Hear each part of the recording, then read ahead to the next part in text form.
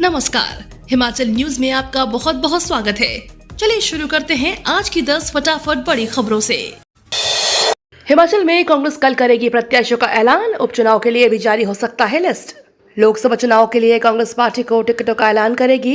लोकसभा सीटों के साथ ही 6 विधानसभा क्षेत्रों में उपचुनाव के लिए भी टिकटों का ऐलान हो सकता है। बीते दिनों आयोजित बैठक में प्रत्याशियों के नामों की छटनी की जा चुकी है। इसे अंतिम मंजूरी के लिए केंद्रीय चुनाव समिति को भेजा गया है। मंडी, हमीरपुर व शिमला संसदीय क्षेत्र से उम्मीदवार लगभग तय हैं, जबकि कांगड़ा में अभी भी पेंच फंसा हुआ है। जुबानी जंग तेज, कंगना रणौत पर विक्रमादित्य सिंह बोले दाल नहीं गलने वाली। हिमाचल प्रदेश सरकार में मंत्री और कांग्रेस नेता विक्रमादित्य सिंह ने एक बार फिर से मंडी से बीजेपी प्रत्याशी कंगना रणौत के बयान पर पलटवार किया है। हिमाचल प्रदेश के मंत्री विक्रमादित्य सिंह ने कहा कि मैं उनका बहुत सम्मान करता हूं। इससे कोई फर्क नहीं पड़ता कि बीजेपी में कौन उम्मीदवार है, हम बीजेपी की ताकत के खिलाफ लड़ रहे हैं। जयराम ठाकुर ने लोन के आंकड़े पर सीएम को घेरा, कहा भ्रष्टाचार की सीमा पार। नेता प्रतिपक्ष जयराम ठाकुर आए दिन सरकार को नए मुद्दे पर घेरते हुए नजर आ रहे हैं। ठाकुर ने सीएम सुखविंदर सिंह सुक्खू के नेतृत्व वाली सरकार को बढ़ते कर्ज के दबाव को लेकर घेरा है। जयराम ठाकुर ने कहा कि उनकी सरकार ने 5 साल में 19,600 करोड़ रुपए का लोन लिया, लेकिन कांग्रेस सरकार ने 15 महीने में ही 18,000 करोड़ रुपए का लोन ले लिया है। जयराम ठाकुर ने कहा कि सरकार ने भ्रष्टाचार की सारी सीमाएं तोड़ दी हैं। उन्होंने कहा कि इस सरकार की वजह से राज्य से इंडस्ट्रियल सेक्टर के लोग भी भाग रहे हैं। राज्य में बढ़ रहे साइबर ठग के मामले। साइबर थाने में 96 दिनों से साइबर ठगी की 15 एफआईआर दर्ज हुई है। वहीं इन मामलों में 2.25 करोड़ की ठगी शातिरों ने की है। इसके अतिरिक्त साइबर ठगी में 900 शिकायतों में 1.25 करोड़ रुपए की चपत लोगों को लगी है। विभिन्न माध्यमों से साइबर ठगों द्वारा लोगों को ठगी का शिकार बनाया जा रहा है। विशेषज्ञों की माने तो ऑनलाइन ट्रेडिंग से धोखाधड़ी के मामले बढ़ रहे हैं। घर घर पहुंच रहे फर्जी डिलीवरी एजेंट, सतर्क रहने की अपील। फर्जी डिलीवरी एजेंट्स द्वारा ग्राहकों से ओटीपी लेकर करने के कई मामले सामने आए हैं। प्रोडक्ट की डिलीवरी के बहाने शातिर ग्राहकों को अपने जाल में फंसाकर ओटीपी प्राप्त करने के बाद कंज्यूमर को चपात लगा देते हैं। डिजिटल पेमेंट्स और ऑनलाइन बैंकिंग के बढ़ते प्रचलन के साइबर क्राइम भी बढ़े हैं, इसलिए ग्राहकों डेटा को लेकर कई कंपनियां जागरूक और सतर्क हो गई हैं। गौमांस को लेकर विक्रमादित्य पर भड़की कंगना रनौत। हिमाचल के मंडी लोकसभा सीट से बीजेपी प्रत्याशी कंगना रणौत ने मनाली में चुनावी जनसभा के दौरान कांग्रेस नेता राहुल गांधी और हिमाचल के पीडब्ल्यूडी मंत्री विक्रमादित्य सिंह का नाम लिए बगैर उन्हें निशाने पर लिया। कंगना ने कहा कि एक बड़ा पप्पू दिल्ली में बैठा है, छोटा पप्पू हिमाचल में।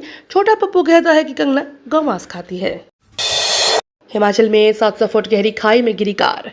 हिमाचल प्रदेश के कुल्लू जनपद आनी थाना क्षेत्र में एक मारुति ऑल्टो कार के दुर्घटनाग्रस्त होने के 4 लोगों की मौत हो गई है। हादसे की जानकारी मिलते ही थाना पुलिस मौके की ओर रवाना हो गई। प्राप्त जानकारों के अनुसार यह हादसा राणाबाग और करशाला मार्ग पर चोई नाला के निकट हुआ है। बताया जाता है कि मारुति ऑल्टो कार अचानक से दुर्घटनाग्रस्त हो गई। हिमाचल प्रदेश में खत्म होगी आपसी रार। लोकसभा चुनाव से पहले बागियों की आपसी का इंतजार।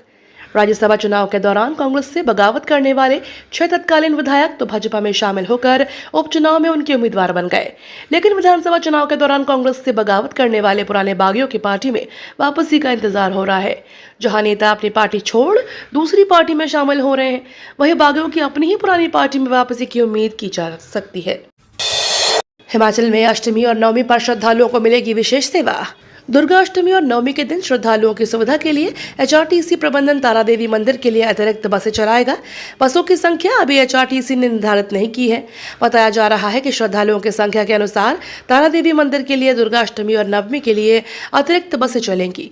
हालांकि एचआरटीसी प्रबंधन की ओर से अभी भी तारा देवी मंदिर के लिए अतिरिक्त बसें चलाई जा रही हैं, लेकिन आखिरी 2 नवरात्रों में बसों की संख्या में इजाफा किया जाएगा। प्रदेश में करवट लेगा मौसम, बारिश और बर्फबारी का अलर्ट जारी। हिमाचल प्रदेश में मौसम करवट ले सकता है। मौसम विज्ञान केंद्र शिमला में बारिश, बर्फबारी, अंधड़, ओलावृष्टि का येलो अलर्ट जारी किया है और 14 अप्रैल को ऑरेंज अलर्ट जारी हुआ है। पश्चिमी विक्षोभ की सक्रियता से यह बदलाव आने की संभावना बनी हुई है। 16 अप्रैल तक प्रदेश में मौसम का खराब बना रहना पूर्वानुमान बताया गया है। बीजेपी राज्य में 1 लाख किसानों ने किया सुसाइड। कांग्रेस महासचिव प्रियंका गांधी ने एक्स पर एक पोस्ट के जरिए बीजेपी सरकार पर निशाना साधा। उन्होंने लिखा, आज देश में हर दिन 30 किसान आत्महत्या कर रहे हैं। बीजेपी राज्य में 1 लाख से ज्यादा किसानों ने आत्महत्या कर ली। 10 साल में न किसानों को एमएसपी मिली, न आय दोगुनी हुई। कर्ज में डूबे किसानों को 1 पैसा माफ नहीं हुआ, लेकिन चंद उद्योगपतियों का 16 लाख करोड़ रुपए माफ कर दिया गया। पीएम मोदी साक्षात श्रीराम का अंश है, बोले कंगना रनौत। मंडी से बीजेपी उम्मीदवार कंगना रनौत ने पीएम मोदी को साक्षात श्री राम का अंश बताया है। उन्होंने एक रैली को संबोधित करते हुए कहा कि हमारे पीएम नरेंद्र मोदी साक्षात श्री राम का अंश है।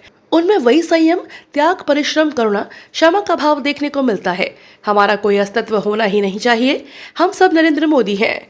हम सभी को उनके लिए लड़ना है। हमारे पास सीएम केजरीवाल के खिलाफ सबूत, सीबीआई का एक्शन। दिल्ली के कथित शराब घोटाला मामले में सीबीआई ने बीआरएस नेता के कविता को राउज एवेन्यू कोर्ट में पेश किया है। इस दौरान सीबीआई ने दिल्ली के सीएम अरविंद केजरीवाल का भी जिक्र किया। सीबीआई ने कहा कि हमारे पास केजरीवाल के खिलाफ पर्याप्त सबूत है। साउथ के एक शराब कारोबारी ने केजरीवाल से दिल्ली में अपने कारोबार के लिए मदद मांगी। केजरीवाल ने मदद का भरोसा दिया था। हमारे पास व्हाट्सएप चैट और संबंधित आरोपियों के बयान है। मनीष सिसोदिया को मिलेगी राहत।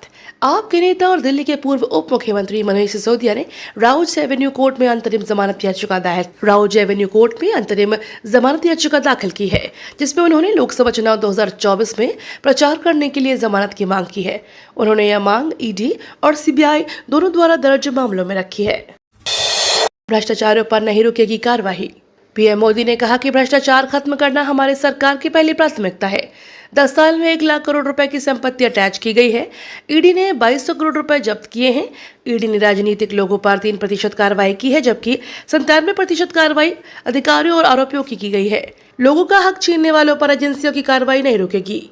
ये तो थी आज की 10 बड़ी खबरें। डेली खबरों से अपडेट रहने के लिए चैनल को सब्सक्राइब करना बिल्कुल ना भूलें।